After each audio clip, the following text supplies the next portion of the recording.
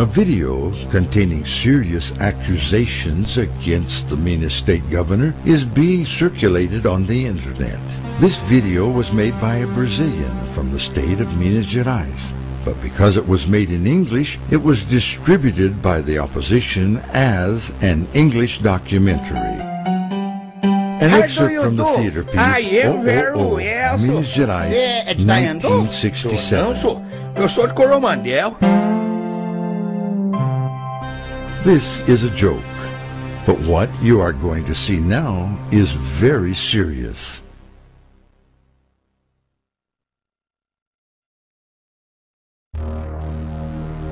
Difficult?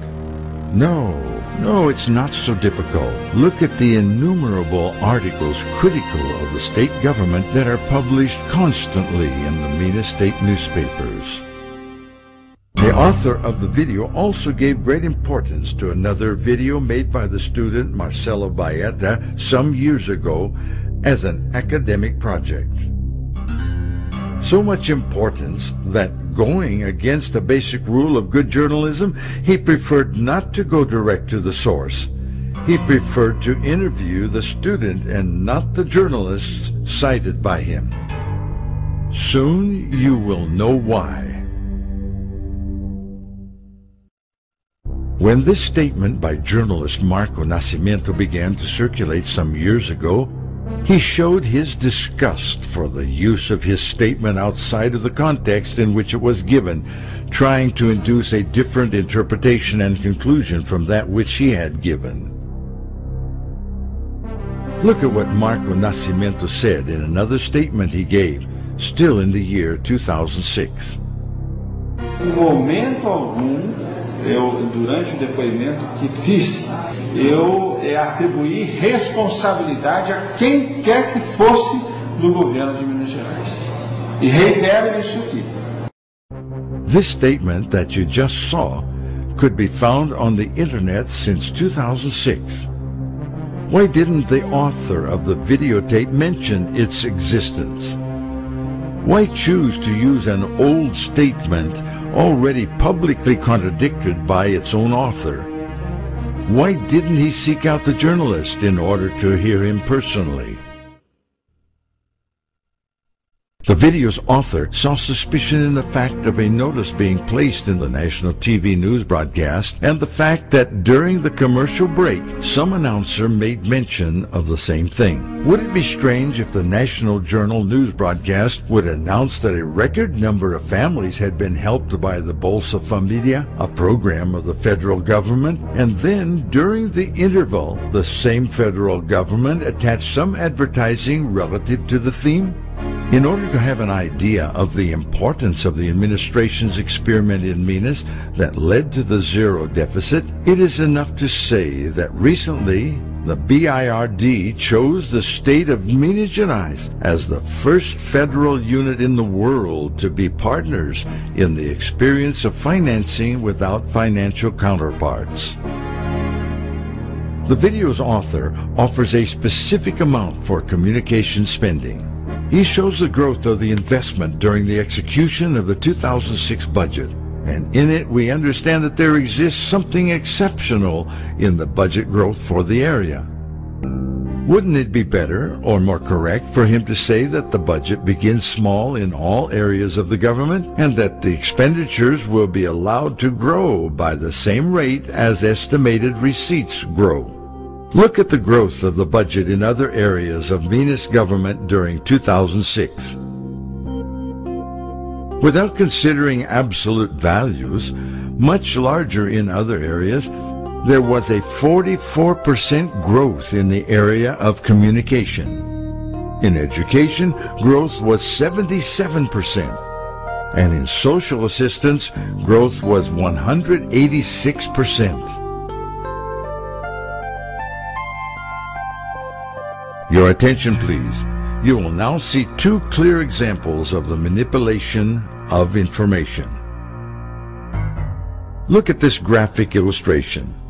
Suppose, just suppose that the numbers shown here were really changed into reality. Look at the graph being shown. Look at how it should be shown. Look again at how it was changed in order to impress you. But it isn't just the graph that is wrong. The information is also wrong. The video's author presented a graph in dollars. But notice, the Minas state government doesn't pay expenses in dollars, but rather in reals. You will now see why he chose to show the values in dollars and not in reals. Look at the reality of expenses shown in reals. But the cambio exchange rate for the period is not shown, which gives the impression of a larger investment. According to the mistaken reasoning of the video's author, made in dollars, the growth of communication expenses during the period he chose was 24.81%. Using correct reasoning in reals, the growth was only 1.62%. The author also made other serious mistakes. He confuses that which is the communication budget with the advertising budget. Wouldn't it be fairer if he compared this investment with that of other states in the Union? We see that the state of Minas occupies only 13th place among 14 Brazilian states researched. While Minas State shows an expenditure for publicity of 3.63 reals per person, the federal government spends 4.04. São Paulo State, 3.79 reals. Bahia, 4.64 reals. And Rio de Janeiro, 6.48 reals. The journalist Hugo Braga was another journalist who protested the way in which his broadcast statement was used, which led to a different conclusion than the one he meant to give with his statements. Look at what the journalist Hugo Braga said in a recorded statement available on the internet for more than a year.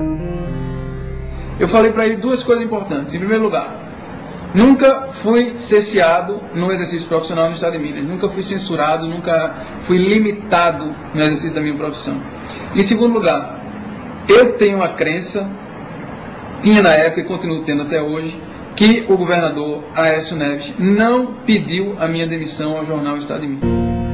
This statement, which you have just heard and seen, has been available on the internet since 2006. Why has the video's author not mentioned the existence of it? Why choose to use an older published statement already publicly contradicted by the very author? And why not search out the journalist in order to hear him personally? The truth is that Mr. Hugo Braga continues working as a special reporter in the same company until today, as can be shown by the following materials.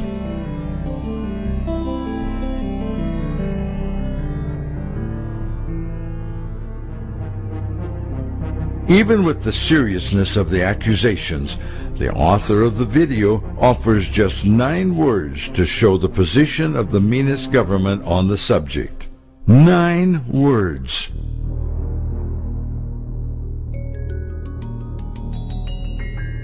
Lies, after being repeated 1,000 times, are difficult to erase.